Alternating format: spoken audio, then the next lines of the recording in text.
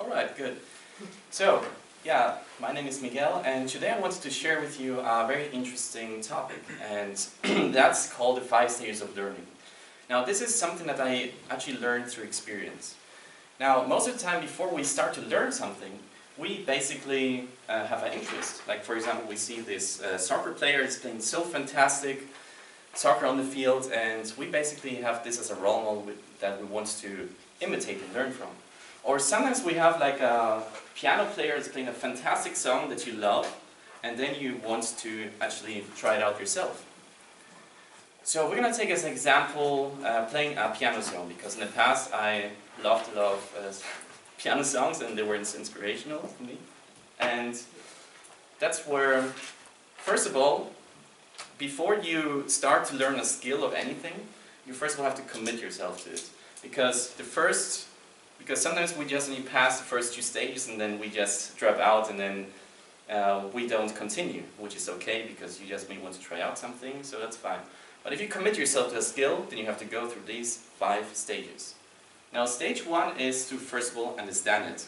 You have to understand the subject of matter. For example, you see the song, you can see how he's playing the piano, you just have to hit some buttons and then it comes out the song. So that's where first of all you understand it. Then it comes to the second stage, and that's where you have to learn it. And learn it means you buy your own keyboard and then you start to practice, you then maybe do some recordings, you learn some tutorial videos, and then you always like fail and fail until you finally make it. Because when we learn, we don't learn just for the sake of learning, we learn from mastery. And that's the third stage. It means we have to master it. We have to master the song. And this might take, for a piano song, for example, a month or so. Depends on how skilled you are already. And by mastering it, it's actually performing the song with minimal effort. So it means you can play it very well. And now, most of the time when we have reached this goal, we then normally just set it aside and never do it again. And that's where most people are not aware of the other 2 stages that are coming up. And the fourth stage is to forget it. Now, what it means, you have to forget the song, you have to set everything aside. What I mean is, you have to forget to all the time look on the buttons.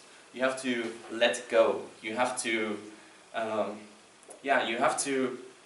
embrace the song and actually play it maybe even with closed eyes.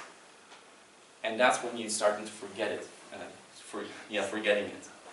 And now it comes to the last stage, and that's called you have to be it.